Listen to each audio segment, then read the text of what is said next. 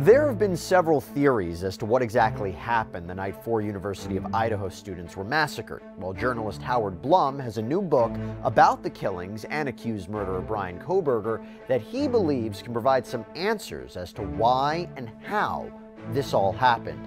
And he joins us to discuss. Welcome to Sidebar, presented by Law&Crime. I'm Jesse Weber. One of the most mysterious elements to the Idaho 4 killings is the why, right? Why would Bryan Kohberger, the former Washington State University grad student who was arrested 6 weeks after the brutal stabbing of University of Idaho students Madison Mogen, Kaylee Gonsalves, Xana Kernodle, Ethan Chapin, why would he do this, as prosecutors allege? Why would a complete stranger murder 4 people in cold blood back in November of 2022? We don't have a trial date set. We don't know exactly how prosecutors are going to lay out the story. We do know there's quite a bit of evidence that prosecutors plan to use to prove that Bryan Kohberger is the killer. DNA, surveillance footage, cell phone data, potential eyewitness. But again, why? Well, there is a new book that has come out, and it is by best-selling author Howard Blum, that explores some of these questions, and it offers a potential explanation for what happened. It's called When the Night Comes Falling, A Requiem for the Idaho Student Murders. And Howard Blum joins me right now. Good to see you, sir. Thank you so much for coming on. So here's the book. It just came out, what, today? Yesterday. Today, okay. Oh, yesterday. So here's the question I have for you. Everybody's been fascinated about this case. I'm not surprised you wrote a book about it because people are fascinated about it, but how did you get involved in studying what happened here? It happened really by accident. 2 years ago, we're sitting around the Thanksgiving table. We had finished discussing politics, family matters. That's dangerous, but yeah. And the talk turned to this perplexing murder Yep. that just occurred in Idaho about a week earlier. So I hadn't been following the case then, but all weekend it sort of stayed in my mind. And I texted Graydon Carter, who ran Airmail magazine, and Graydon said, sure, go on out for us. We'll pay your bills. And I went out there, not really just to report on it, but I thought, I'd been a former Times reporter, put on my trench coat, I go out there and I'll try to solve the case. Yeah. Because no one had gotten to the bottom of things. So I get there, I'm there for like a couple of days, and I figure, well, I've got this figured out, because the house is sort of in a gully. There's houses around it. I would figure someone from one of those houses, one of the areas, would see these kids. They're full of ebullience, exuberance, beauty, and he'd feel on the outside of things, and that would have sent him sort of ragefully. So before we even get into the theories that you lay out in the book, which I find are fascinating, I think a big question is, and I was surprised by it too, why publish a book about this before the trial? It's a very good question, something I gave a lot of thought to. What I've done, and this is my 16th book, I was a reporter at the New York Times, I wrote for Vanity Fair as a contributing editor for a lot of years, and what I do is I tell true stories, but I tell stories. And I think this is an important story with a beginning, a middle, and an end right now. The subtitle of the book is The Requiem for the Idaho Student Murders, and it's a story that's supposed to be a loving remembrance of these children who've lost their lives. It's also a police thriller in many ways, a procedural of how the police caught this man, and it's really an answer to a puzzle of what happened. And I'm able to tell it really as a cross-country journey that the father and son take, and in this journey where I was able to get some new information, I lay out a story that aspires to be a narrative that people can enjoy. So I thought now's the time to write about it. Let's talk about that puzzle. So one of the big pieces of this book is you have a theory as to why, if Bryan Kohberger really did do this, who he was targeting. What can you tell us about that? Well, first, emphasize what you said. It's my theory, my suspicion. Right. The prosecution and defense, one of the few things they agree on is that there was never any interaction between Kohberger, either in person or on social media, with any of the victims. I say that's perhaps not so true. If one looks at the course of what happened that night, Kohberger enters the house on the second floor through the kitchen sliding door. There are 2 bedrooms right adjacent to the kitchen. He could have gone into either of those bedrooms. Instead, he pursues as if a man on the mission up a narrow staircase and goes into Maddie Mogan's bedroom. He finds inside that bedroom not just Maddie, but Kaylee. He had really no idea that Kaylee was there. She's not really living in the house anymore. She's up in north in Coeur d'Alene. She's getting ready to graduate, and she's doing an internship there. So I believe that he had, at one point in the Mad Greek restaurant where he would go for, which is in downtown Moscow, he goes there for vegan food. He met Maddie. He didn't even have to talk with her. He was a man who was prone to obsessions. His heroin addiction, his decision to lose 125 pounds, his decision to go from a low-ranking community college to a top-ranking graduate school in criminology. He threw himself into things. And for some reason, her beauty, her exuberance, her vitality, her blondness even, that attracted Bryan Kohberger, I believe. You know, a killer needs two things, someone to love and someone to hate. And either he loved the image that she projected so much and hated himself for being on the outside of it, or he hated her and felt she was a constant rebuke to everything that he was trying to become. Why do you say that? Because first of all, and to back up and to be clear, you're not suggesting that anybody who has some sort of drug addiction will have an obsession with a person, right? They might have an addiction to a drug. It doesn't mean they're obsessed with. There's something specific about something about Kohberger. An obsessive personality. Okay. I think you can see a pattern of a personality that falls into obsessive beliefs, obsessive behavior. And that's been the story of his life. And for whatever reason, and you know, I wish I could speak with him. I'd like Have you tried?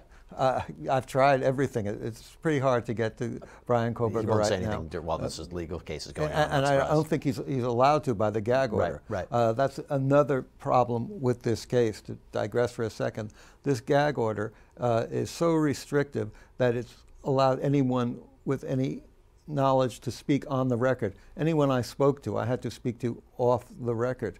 And in this vacuum of authoritative comments on the case, the vacuum is filled with half-truths, lies, innuendos, and outright vicious accusations that fill the internet.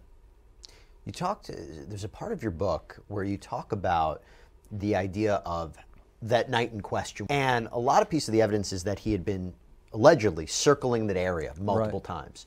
Now, some would say he was stalking it, trying to scope it out. You have a different explanation for what might have been happening there. I believe that he was not stalking the area. If he was stalking the area, he would have seen all the cars in the driveway. He would have seen the DoorDash delivery at 4 a.m., and that would have deterred him. That if he was out to make the perfect crime, he would have thought twice about it. What was going on in the person driving the white car's mind, I believe, and again, this is my supposition, he was trying to find the will, trying to cross over from the world he was living in into this manic state where he could have the power to kill, to take someone's life. And he was trying to escape from it. He was trying to, every time he drove away, he was hoping, I can get away from this. But like a magnet, these demons pulled him back. And he ultimately could not escape. And when the car stops at the top of the hill and he turns off the ignition, the killer, I think it took the strength of Hercules for the killer to do that and then make up his mind. Then he was committed to these murders. So just to clarify that point, you don't think he set out that night, left his campus, left where he was living to go murder somebody? Would that be fair to say? No, I think... Or was he? His mindset was he was ready to murder, but as soon as he got there, he tried to pull back. He tried to pull back not once, not twice, but 3 times. For all we know, there might have been another night when he tried to commit this crime too and was successfully able to pull back. In other words, and by the way, we're speculating here, we have to be clear. Yes. But the evidence that he had been in that area multiple times before, you suggest that could have been opportunities that he was looking to strike. Yes, or trying to come to terms with this, or what I think part of it was, he was on the periphery of these events and he was looking into everything that was happening at that party house. I think that And you believe that based on his background? He was on the outside looking in. Yes, and also, you know, in Pennsylvania, where he grew up, he was always on the periphery events with women and events there. I talk about in the book about a pool party he goes to when he first gets to Washington State University in Moscow. And he's sitting there and he's looking good on the steps of the pool. He's now worked out, he's made his body a fortress, and he's talking up to people. And he suddenly breaks away and goes to two women in black two-piece bathing suits. And he gets their numbers. He gets one, and then he gets the other. And then immediately after that, he makes this connection. He disappears. He leaves the party. I spoke with the women, and he never called them. He never called them. However, in the aftermath of events, they've now come to believe that perhaps the hang-up calls they started getting in the aftermath of the party were from Kohberger. And again, he just could not make the next step to become the man or the person that he wanted to be. My voice is cracking. Let me grab a water real quick.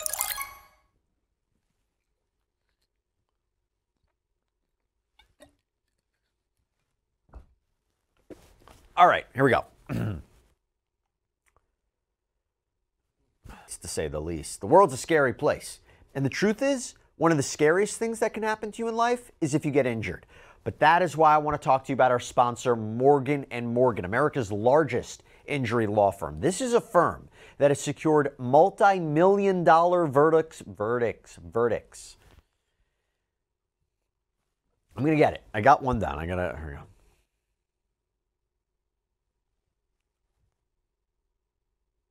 Going back to the night of the killing, you talk about how, and again, assuming that Bryan Kohberger did this, that's the allegation. He goes in the house, goes upstairs, kills Madison Mogen, kills Kaylee Gonsalves, who's in the room.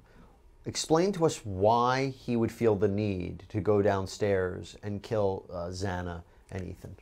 Well, he has to go down the stairs first to get out of the house. That's where the door is from the kitchen, the second floor. And I think Xana was up. I mean, we hear her saying, according to the testimony from Dylan Mortensen, there's someone here. And so she's up. I think Ethan then goes to, he was killed first from what I've been able to discover. He goes to confront him. And Ethan is 6'4". He's an athlete, a basketball player, a soccer player. And yet the suspect or the assailant, whoever it is, kills him with really basically one knife slash to the neck. And as Ethan is laying there, Xana is now crying. He moves forward, the killer, and he says, and this according to Dylan Mortensen, "It's okay. Everything's going to be okay. I won't hurt you." And of course, he then proceeds to kill her. The attack is so vicious, she holds up her hand at one point. The knife goes right through her tendon, right through the hand. And these two people and Kaylee upstairs, I believe, are unfortunately, grimly, collateral damage. He then leaves and then becomes the famous or infamous incident where Dylan Mortensen emerges from her room and sees him. And she's in, as she describes it, a frozen state of shock. At this point, the killer is locked in his own sort of mania, his own armory of hate, if you will. And I don't think he's even aware of her presence. If she had spoken up, if she had said one word, if she had screamed in terror, I think he would have then attacked her too. And I think it was her silence that saved her life. You're saying you don't believe he even saw that she was there? He had no realization. She could have been as close as you and I are right now, but he just walked by. He was locked in his own tight world. He had just crossed over into all the dreams he was having, into the world of becoming a killer. One of the big questions is, why would the knife sheath be left there? So do you believe it was in a state of panic, if assuming that he did this, or presuming that he did this, that he just didn't think about what he left behind? Because again, a lot of talk has been, he's a criminology student, he's trying to commit the perfect crime. How could he make a mistake like that? I think First, he's shocked to find Kaylee in the room. And then Kaylee, even though she's wounded, gets up from the bed. Her body is found wedged at the far corner of the room. The bed occupies most of the room, and she's also fighting him back and in this corner. And he hadn't anticipated they would have to kill someone else.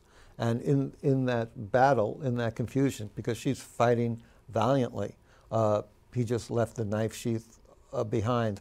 All his plans just fell apart. You know, like Mike Tyson says, once the first punch is thrown, all plans go out the window. You write that you believe Kohberger's family may have had a feeling he was the killer? Yes. The book, as I said before, is structured on this cross-country trip where Kohberger is sitting with his father. They're as close as you and I are right now. They're in a white Hyundai. Just so happens that the police have made it clear they're looking for a white Hyundai.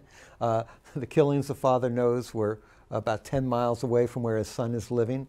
He knows his son has had a history of psychological problems. At one point, when his son is a heroin addict, the father even has to report him to the police for stealing the sister's iPhone. And so the father goes out there and immediately takes the son's temperature, emotional temperature. And the son is in one of his states. This is how it's explained to me. He can be arrogant, dismissive, and the father's usual reaction to that is, okay, take a step back. But as they're going in the car, there's conversation. And one of the key conversations, according to the reporting I had, is the son complaining about how he's being treated at Washington State University, how the professors have it in for him, the students just want lenient grading, they don't want to live up to his standards, and he's being victimized because he doesn't want to mollycoddle these students. But he tells the father, don't worry, I'm going to be able to argue my case. They might try to dismiss me, but I will prevail in the end. And as the father is listening to all this, there's a key event that makes I believe, his thoughts come together with sort of a shock of recognition. That morning, as they're driving across country, there's a shooting at Washington State University. A former Army veteran who's living in student housing, off-student graduate housing with 2 students, takes them captive. He has a mental breakdown. The police have to come in, a SWAT team, and he's killed. This Army veteran, unfortunately, is killed. The father, when he's stopped by the traffic cops, that's the first thing the father talks about. That's immediately on his mind. It has no connection to any events, but to the father, it's sort of the culmination of all the malevolent forces that are at loose in Washington State, in the world his son is living in. And slowly but surely, as his journey goes across America, the father is realizing that, my God, my son might actually be guilty. And yet the father still can't quite make that step to even declare or say anything about it to his son. What about the rest of the family? When they get to Pennsylvania, and it's Christmas time, and he has 2 sisters in their home. One of the sisters is a psychologist, a family psychologist. And she sees her brother, who she's known has had a history of psychological problems, has a temper, can be sometimes rageful, he can be dismissive, he can be arrogant. And he's also living in a town 10 miles from where the murders took place. She knows, she's read the papers, the police are looking for a white Hyundai Elantra. There's a white Hyundai Elantra in the garage. And there's the brother meticulously cleaning and vacuuming the white Hyundai Elantra.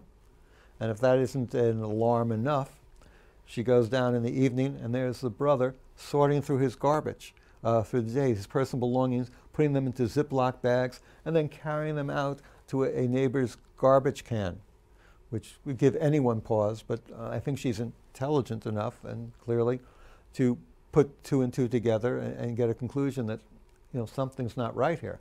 So she confronts the father, and she says, in effect, Dad, I think we've got a situation here. And what does the father do? He sort of stares at her in a stony silence, and then he just leaves the room. He can't make that leap.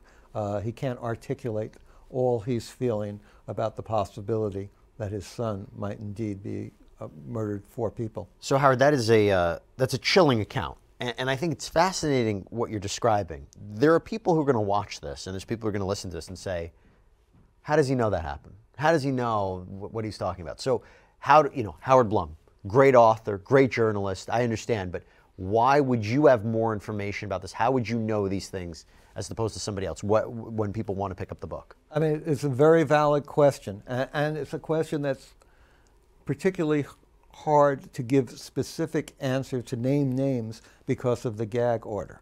But when I went out there, it was, as I explained before, it was just the days after the murder, and there was no gag order in effect. And I was able to talk to people in law enforcement, talk to people in the town, talk to people who knew the people in law enforcement. I was able to make some connections. And then I also went out to Pennsylvania, spent a good deal of time in Pennsylvania. And what I tried to do to get to the bottom of things is I took a lesson from the FBI. Mm-hmm. When the FBI builds this case, they use investigative genetic genealogy. And that's really sort of, they build family clusters. Sort of like the beginning in Genesis in the Bible, the begats, the begats, the begats, until they work their way up this family tree to the farthest branch, which is Bryan Kohberger. So I started doing that in reverse. I couldn't talk to the people at the far end of the family tree, but I was able to talk to relatives farther back who had interactions with family members, with attorneys, whatever, and they were able to describe these scenes to me. And would I like to have their names on the record? I sure would, but I thought being able to get this story was important enough that I had to go with what I had. And as a Times reporter, you use your career, you measure it out in confidential sources. Did you get an opportunity, and I know you might be limited, did you get an opportunity to speak to the victims' families during the course of this? I'm sort of, I don't want to go into who my specific sources are. At the beginning of the book, in the note to the reader, I had an old city editor at the New York Times, who was sort of a mentor to me, Sid Schamberg, who had won a Pulitzer Prize for Cambodia. The Killing Fields movie was made about his life, and I was once caught up in a Times story in the South Bronx where I was just getting nowhere. It involved 38 murders and a drug ring, and Sid said, "Don't worry, people talk. You keep on knocking on enough doors, people talk." And I sort of took that as my guide. I remember what Sid said as I went around, and eventually people did talk, and I was able to put together what I think is what really happened, and also is, I hope, a suspenseful narrative. And let me ask you this. Do you think that the prosecution is going to present this case in a very similar way to the way that you laid it out? Because, again, with the gag order, we don't really know what they're going to present. We know pieces of evidence. They talked about how they're not going to say that Bryan Kohberger was, like you said, stalking the victims on social media. But do you think that they're going to present a narrative at a trial, whenever that happens, in a way similar to the way you just laid it out? I think the prosecution, wrongly, I think, is going to rely a great deal on the technical evidence. And I think that's a mistake. At least I'm a layman. You're a lawyer. I agree. Look, from a legal point of view, and I'll throw it back to you, they don't have to prove a motive in order to prove the crime. But to sell a story like this to a jury where a complete stranger murders 4 people in cold blood, you need it. You need it to tell the story. I mean, the dialectics of a courtroom is you get one authority says that this science works in genetic genealogy. You can find another authority who'll say, well, it's junk science. Right. And then the jury is left to decide which one is true. You also mentioned the jury, and I think the jury element is pretty important in this trial, and I think the defense is doing themselves harm by trying to move the trial out of Moscow. I was going to ask you that. You believe so? Because their argument is that he can't get a fair and impartial jury. They did a number of surveys where they asked maybe a little too specific questions about this case, but they feel that that jury pool is already tainted. They're already biased against Bryan Kohberger. You disagree? I do disagree. I think the last thing Bryan Kohberger really wants, if I were representing him, is a fair trial, because I think he's going to have big problems. I think he needs to get a favorable jury, and I think he can get a favorable jury in Moscow. What do I mean by that? Well, it's a town of about 25,000 people. Anyone associated with the university might be not allowed to serve on the university. So that leaves what is the largest group then? Well, it's the largest church group, and that is Pastor Wilson's Kirker Church, the Christ Church there. And that is this Christian right-wing community that wants to, as they put it, set up a theocracy, that's his word, in Moscow and in the West, where Moscow will be the capital of it. And I've sat with him, and he's told me, I will recommend to anyone in my church that you have to think twice if a Moscow policeman is on the stand telling you that this person is guilty. That's so interesting perspective on it. I didn't even think about the church component. I know we have to let you go, but my final question to you about this is your thoughts on the fact that we're not at trial, right? So a lot of us thought that we might have a trial in 2024. Now it's a question if we'll have it in 2025 and when. There's been a lot of legal issues that have pushed it off. What's your thoughts on the fact that this hasn't gone to trial yet? There's an old lawyer's wisdom, which I'm sure you've heard. When you have the facts, you pound them. When you don't have the facts, you pound the table. And the defense has been pounding the table with every motion they can find to, I believe, delay things. If they really believed, even though they've said it time after time that they think that Bryan Kohberger is innocent, well, I'd want to get him into the courtroom. I'd want to proclaim it from the rooftops. I'd want to get him out of the jail. And I'd want to have the authorities looking for the person who is guilty of this crime. But their only strategy at this point really is to delay. The alibi that took them 2 years to come up with is, to me, very thin gruel. That he was out at 4 a.m. in the precise hours in a wilderness park looking at the stars at a frigid night. I don't buy that. So I think this delay is really not fair to the community. It's not fair to the families, and it's really not fair to the memory of the victims. I have a Washington Post editorial op-ed today that runs where I discuss all this. But I think it's a travesty of justice. Well, I encourage everybody to read that article. I encourage everybody to read your book again, When the Night Comes Falling, a Requiem for the Idaho Student Murders. Howard Blum, it's been such a pleasure talking to you. I really enjoyed it. And we will see what ends up happening. But thank you so much for coming on. Pleasure. All right, everybody, that's all we have for you right now here on Sidebar. Thank you so much for joining us. As always, please subscribe on Apple Podcasts, Spotify, YouTube, wherever you get your podcasts. I'm Jesse Weber. I'll speak to you next time.